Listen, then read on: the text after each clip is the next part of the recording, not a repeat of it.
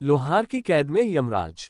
आज की धार्मिक कहानी में हम लोग लोहार की कैद में यमराज की कहानी के बारे में पढ़ने वाले हैं। इस स्टोरी इन हिंदी में लोहार कथा यमराज के बारे में महत्वपूर्ण कहानियों का जिक्र किया गया है। आप सभी जो लोग धार्मिक कहानियों को काफी ज्यादा अच्छा मानते हैं और जो लोग धार्मिक कहानियों को प्रत्येक दिन पढ़ते हैं, उन सभी लिए ये धार्मिक कहानियां एक बेहतर कहानी साबित हो सकती है। ईश्वर की आराधना और पूजा करना मनुष्य के जीवन का परम कर्तव्य होता है, क्योंकि जो ईश्वर हमें इतना ज्यादा चीज खाने पीने अथवा बहुत सारी चीज से हमें मालामाल किया है, उन्हें पूरे आराधना करना तो हमारा कर्तव्य ही बनता है। इसलिए आज की कहानी में हम लोग यमराज जी की कहानी, धार्मिक कहानियां के बारे में जानने वाले हैं। यमराज जी के इस कहानी में आज हम लोग धार्मिक कहानियों में यमराज से की कहानियां के बारे में जानने वाले हैं। आज की इस कहानी में लोहार की कैद में यमराज की धार्मिक कहानियां के साथ साथ शिक्षाप्रद धार्मिक कहानी, भगवान की पौराणिक कथाएं, ईश्वर पर विश्वास की कहानी, धार्मिक कहानी हिंदी में 25 धार्मिक कहानियां बच्चों के लिए, धार्मिक लघु कथाएं, प्रेरणादायक धार्मिक कहानी इत्यादि कहानियों के बारे में भी बताया गया है। बहुत पुराने जमाने के बाद है, एक लोहार अपने दुकान में बैठकर लोहा पीट पीट कर अपना काम कर रहे थे। तभी उसकी दुकान से 4 महात्मा और उसके शिष्य के गुजर हो रहे थे। शाम काफी ज्यादा होने के कारण उससे आगे चलने के लिए अच्छा नहीं सोचा था। उन्होंने लोहार के दुकान में गया और कहा कि क्या मुझे आज रात के लिए यहाँ रहने की व्यवस्था हो सकती है। उसके बाद लोहार कहता है कि यह कोई पूछने की बात है, आप जैसे महात्माओं को शरण देने और हमें आपके मेहमान नवाजी करने का मौका दो बहुत ही किस्मत से ही मिलता है। उसके बाद लोहार ने महात्मा जी के ठहरने की पूरी अच्छी सी व्यवस्था किया, उनका अच्छा से मेहमान नवाजी किया और उसके बाद उनका पूरे आने जाने के थकान के कारण होने वाले सभी प्रकार के दवाइयों का भी निवारण किया।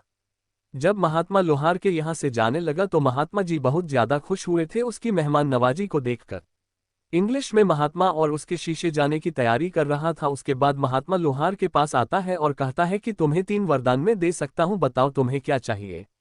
ये बात सुनकर लोहार काफी ज्यादा खुश हो जाता है, कहता है कि मैं तो ऐसी चीजें मांग लूंगा जैसे मुझे बहुत ज्यादा जरूरत होती है। वह बहुत सोचने लगा था और फिर कहता है कि मुझे 100 वर्ष की आयु तक जीने के लिए चाहिए है।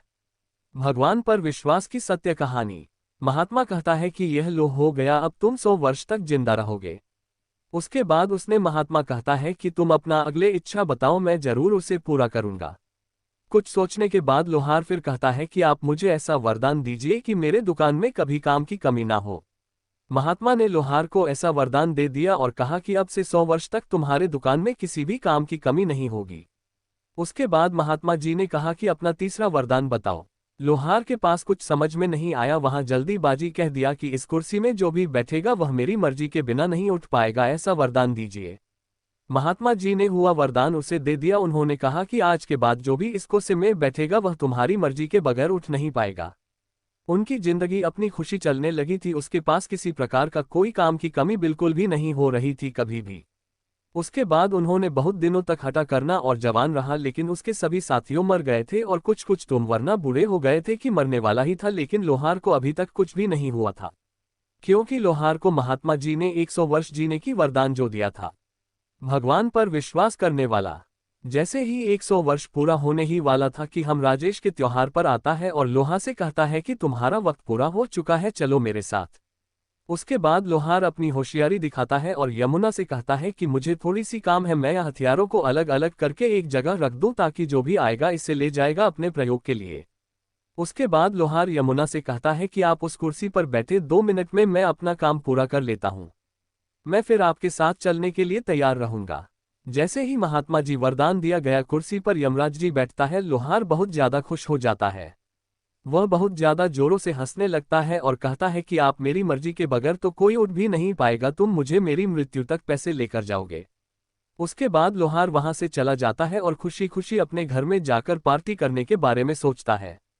वजह से ही मुर्गे को काटने के लिए खोजता है तो मुर्गा काटकर तुरंत वापस जुड़ जाता है, क्योंकि यमराज जी को तो उन्होंने वहां पर बैठाकर कैद करके रखा था, इस कारण से पूरी दुनिया में किसी की भी मृत्यु उस वक्त नहीं हो रही थी।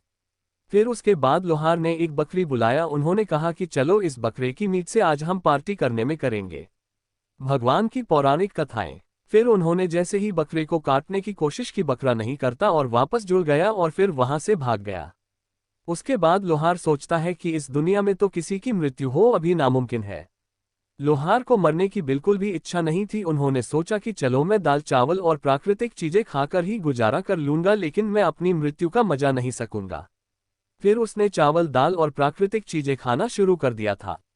यमराज जी को उस कुर्सी पर बैठे करीब करीब 1 साल बीत गए थे। पूरी दुनिया में तबाही का मंजर था, क्योंकि किसी की भी मृत्यु में न होने के कारण आसमान पूरी तरह से मच्छर मक्खियों से काला पड़ गया था।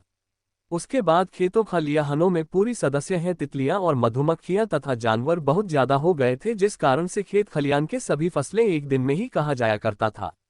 शिक्षाप्रद धार्मिक कहानी। पूरी पृथ्वी पर बहुत ज्यादा जहरीले सांप पैदा हो गए थे और बहुत ज्यादा बड़े बड़े सांप पैदा हो गए थे, क्योंकि उसकी मृत्यु भी नहीं हो रही थी।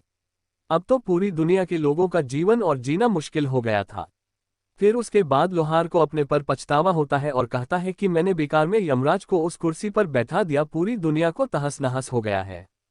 फिर उसके बाद लोहार को अपने आप पर पछतावा होता है और कहता है कि मुझे तो मौत का मजा चखना ही है, क्यों ना हम पूरी दुनिया को बचा ले, वो यमराज को वहां से आजाद कर दे। वह फिर अपने लोहार वाली दुकान में गया हो यमराज को वहां से आजाद कर दिया। यमराजा आजाद होते ही वह बहुत गुस्से में ऐसा और लोहार को पकड़ा और ऊपर लेकर चला गया। उसके बाद धीरे धीरे पूरी दुनिया में सभी की मृत्यु होने लगी थी और फिर दुनिया सामान्य हो गए थे। इस कहानी में हमें क्या सीख मिलती है? इस धार्मिक कहानी में हमें ये सीख मिलती है कि हमें सभी को मौत का मजा तो लेना ही है, मौत से कोई भाग नहीं सकता है।